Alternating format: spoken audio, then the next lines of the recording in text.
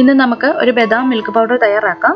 നമ്മൾ കടയിൽ നിന്നും വാങ്ങുന്നത് പോലെ തന്നെയുള്ള ഒരു ബദാം മിൽക്ക് പൗഡറാണ് നമ്മൾ വീട്ടിൽ തയ്യാറാക്കുന്നത്. അതിനായിട്ട് ഞാൻ 150 ഗ്രാം ബദാം ഒന്ന് വെള്ളത്തിലിട്ടിട്ട് ഒന്ന് സോക്ക് ചെയ്തിട്ട് അതിൻ്റെ സ്കിൻ റിമൂവ് ചെയ്ത് വെച്ചിരിക്കുന്നതാണ്. ഇതൊന്ന് നന്നായിട്ട് ഡ്രൈ ചെയ്തിട്ട് നമുക്കിതിന് പൊടിച്ചെടുക്കാനുള്ളതാണ്. ഇപ്പോൾ വെയിലത്തൊക്കെ വെച്ച് ഉണക്കാൻ പറ്റുവാണെങ്കിൽ അതായിരിക്കും നല്ലത്. എനിക്കിപ്പോൾ അത് പറ്റാത്തത് കൊണ്ട് ഞാനിവിടെ പാനിലിട്ടിട്ട് അത് ഫ്രൈ ചെയ്തെടുത്തിട്ടാണ് പൊടിച്ചെടുക്കാൻ പോകുന്നത്. ഇതിൻ്റെ കൂടെ ഞാനൊരു 100 ഗ്രാം കാഷ്യൂ നട്ട്സും കൂടി എടുത്തിട്ടുണ്ട്. ഇത് രണ്ടും കൂടി നമുക്ക് ഡ്രൈ റോസ്റ്റ് ചെയ്തിട്ടാണ് നമ്മൾ പൊടിച്ചെടുക്കുന്നത്. പിന്നെ ഇതിലേക്ക് ഞാൻ ചേർക്കാനായിട്ട് എടുത്തിട്ടുള്ളത് 1/4 കപ്പ് പഞ്ചസാര, 1 ടീസ്പൂൺ മഞ്ഞൾപ്പൊടിയും 4 ഏലക്കയുമാണ്. അതിൻ്റെ തോട് കളഞ്ഞിട്ട് എടുത്തു വെച്ചിരിക്കുന്നതാണ്. ഈ പഞ്ചസാരയും ഏലക്കാപ്പൊടിയും കൂടി നമുക്ക് ഒരുമിച്ചൊന്ന് പൊടിച്ചെടുക്കാം. പിന്നെ ഞാൻ ഇതിലേക്ക് 1/2 കപ്പ് മിൽക്ക് പൗഡറും കൂടി ചേർക്കുന്നുണ്ട്. നമുക്ക് ആദ്യമേ ബദാം ഒന്ന് ഡ്രൈ റോസ്റ്റ് ചെയ്തെടുക്കാം.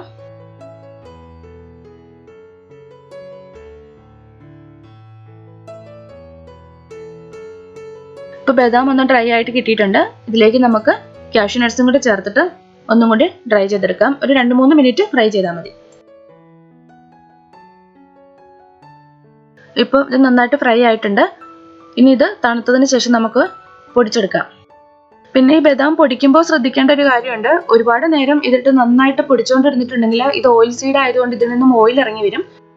പിന്നെ നമുക്ക് ഇത് പൗഡറായിട്ട് യൂസ് ചെയ്യാൻ പറ്റില്ല. അപ്പോൾ ഒത്തിരി പൗഡർ ആക്കുന്നത് വരെ പൊടിക്കരുത്. ഇത് പൊടിക്കുമ്പോഴാണെങ്കിലും പതുക്കെ നിർത്തി വേണം പൊടിച്ചെടുക്കാനായിട്ട്. നമ്മൾ എടുത്തു വെച്ചിരിക്കുന്ന ഷുഗറും ഏലക്കയും കൂടെ മിക്സിയുടെ ചെറിയ ജാറിലിട്ട് നമുക്ക് നന്നായിട്ടൊന്ന് പൊടിച്ചെടുക്കാം.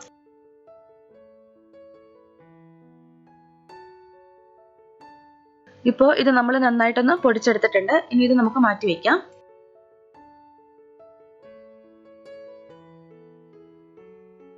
ഇനി നമുക്ക് ഈ ആൽമണ്ടും കാഷ്യൂ നട്ട്സും കൂടി പൊടിച്ചെടുക്കാം. അതും നമ്മൾ പൊടിച്ചെടുത്തിട്ടുണ്ട്.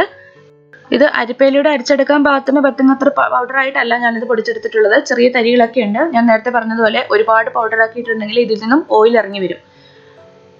ഇനി നമുക്ക് ഇതിലേക്ക് പൊടിച്ചു വെച്ചിരിക്കുന്ന പഞ്ചസാരയും നമ്മൾ എടുത്തു വെച്ചിരിക്കുന്ന മഞ്ഞൾപ്പൊടിയും മിൽക്ക് പൗഡറും കൂടി ചേർത്ത് എല്ലാം കൂടി ഒന്ന് മിക്സ് ചെയ്യാം.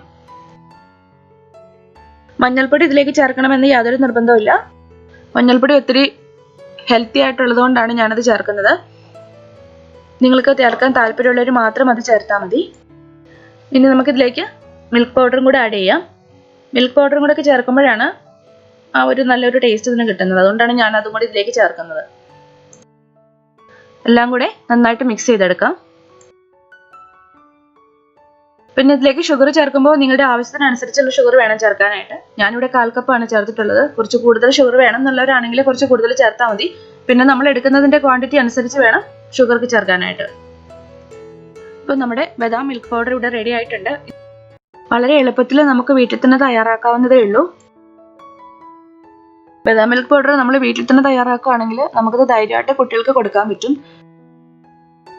ഇനി നമുക്ക് ഇത് വെച്ചിട്ട് ബദാം മിൽക്ക് തയ്യാറാക്കാം. അതിനായിട്ട് ഞാനിവിടെ 2 കപ്പ് പാല് തിളപ്പിക്കാനായിട്ട് വെച്ചിട്ടുണ്ട്.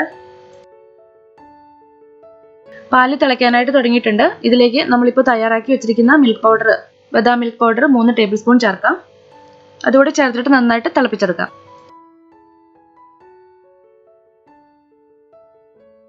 ഇപ്പം നമ്മുടെ പാലൊക്കെ നന്നായിട്ട് തിളച്ച് റെഡി ആയിട്ടുണ്ട്. ഇനി നമുക്കിത് ഗ്ലാസ്സിലേക്ക് മാറ്റാം.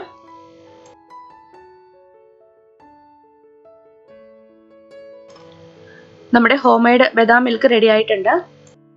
ഇന്നത്തെ വീഡിയോ നിങ്ങൾക്ക് എല്ലാവർക്കും ഇഷ്ടമായെന്ന് വിചാരിക്കുന്നു. പുതിയൊരു റെസിപ്പിയുമായിട്ട് നമുക്ക് വീണ്ടും കാണാം.